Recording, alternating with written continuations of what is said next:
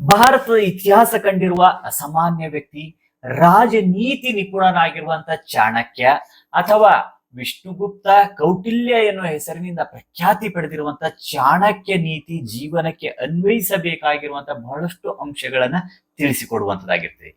ಈ ಒಂದು ಚಾಣಕ್ಯನ ವಾಕ್ಯದಲ್ಲಿ ಕುಲದೀಪಕ್ಕೆ ಸಂಬಂಧಿಸಿದಂತೆ ಬಹಳಷ್ಟು ಹೋಲಿಕೆ ಮಾಡಿ ಇಲ್ಲಿ ಹೇಳಿರುವಂತಹ ಅಂಶಗಳನ್ನ ಗಮನಿಸ್ತೇವೆ.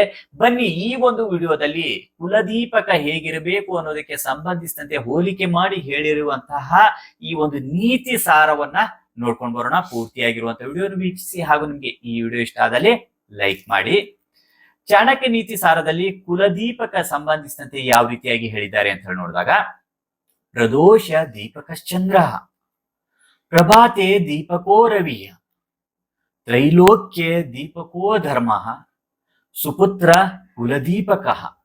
ಕುಲದೀಪವನ್ನು ಬೆಳಗಿಸುವಂತ ಸುಪುತ್ರ ಹೇಗಿರಬೇಕು ಅನ್ನೋದಕ್ಕೆ ಸಂಬಂಧಿಸಿದಂತೆ ಇಲ್ಲಿ ಹೋಲಿಕೆ ಮಾಡಿ ಹೇಳಿರುವಂತದ್ದು ನಾವು ಗಮನಿಸ್ತೇವೆ.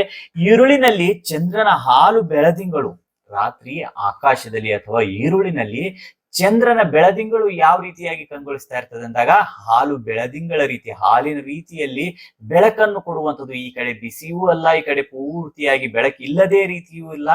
ಹಾಲಿನ ರೀತಿಯಲ್ಲಿ ಶ್ವೇತ ವರ್ಣದ ಬೆಳಕು ಚಂದ್ರನ ಬೆಳದಿಂಗಳು ಆಗಿರುವಂತದ್ದಾಗಿರ್ತದೆ. ಅಂದರೆ ಚಂದ್ರನೇ ದೀಪವಾಗಿರುತ್ತಾನೆ. ಆ ಚಂದ್ರನ ಬೆಳದಿಂಗಳು ದೀಪದ ರೀತಿಯಲ್ಲಿ ಇರುವಂತದ್ದು ಕಾಣಿಸ್ತದೆ.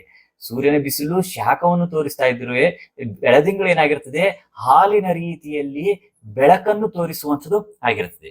ಹಗಲಲ್ಲಿ ಸೂರ್ಯನೇ ದೀಪ, ಹಾಗೆ ಹಗಲಿನಲ್ಲಿ ಏನಾಗಿರ್ತದೆ, ಸೂರ್ಯನೇ ದೀಪ ಆಗಿರುವಂಥದ್ದು. ಇಡೀ ಜಗತ್ತನ್ನು ಬೆಳಗಿಸುವಂತವನು ಸೂರ್ಯ. ಪ್ರಭಾತೇ ದೀಪಕೋ ರವಿ ಅಂತ ಹೇಳಿರುವಂಥದ್ದು. ಹಗಲಿನಲ್ಲಿ ಸೂರ್ಯ ದೀಪದ ರೀತಿಯಲ್ಲಿ ಇರುವಂಥದ್ದು. ರಾತ್ರಿ ಆಕಾಶದಲ್ಲಿ ಹಾಲಿನ ಬೆಳದಿಂಗಳ ರೀತಿಯಲ್ಲಿ ಚಂದ್ರ ಬೆಳಕು ಕೊಟ್ಟಿದರೆ, ಹಗಲಿನಲ್ಲಿ ಸೂರ್ಯನೇ ದೀಪವಾಗಿರುವಂಥದ್ದು.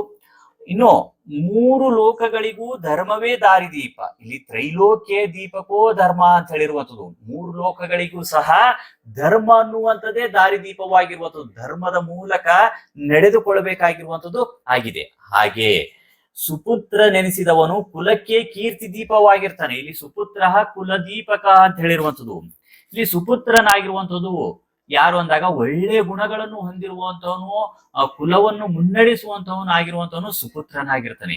ಇಲ್ಲಿ ಸುಪುತ್ರನೇ ಕುಲದೀಪಕ, ಕುಲಕ್ಕೆ ದೀಪಕವಾಗಿರುವಂತವನು ಯಾರು ಅಂದ್ರೆ ಸುಪುತ್ರ. ಒಳ್ಳೆ ವಿದ್ಯೆ, ಬುದ್ಧಿ, ಆಚಾರ, ಸಂಸ್ಕಾರ, ನೀತಿ ನಿಯಮಗಳನ್ನು ರೂಪಿಸಿಕೊಂಡು ಒಳ್ಳೆಯ ಅಂಶಗಳಿಂದ ಕೂಡಿರುವಂತಹ ಮಗ ಅಂದ್ರೆ ಸುಪುತ್ರ ಅಂತ ಇಲ್ಲಿ ಹೇಳಿರುವಂಥದ್ದು. ಈ ಸುಪುತ್ರನಾದಂತವನು ಕುಲದೀಪಕ ಆಗಿರ್ತಾನೆ ಅಂತ ಹೇಳಿ ಈ ಒಂದು ನೀತಿ ವಾಕ್ಯದಲ್ಲಿ ಚಾಣಕ್ಯ ಹೇಳಿರುವಂತದನ್ನ ಗಮನಿಸ್ತೀವಿ.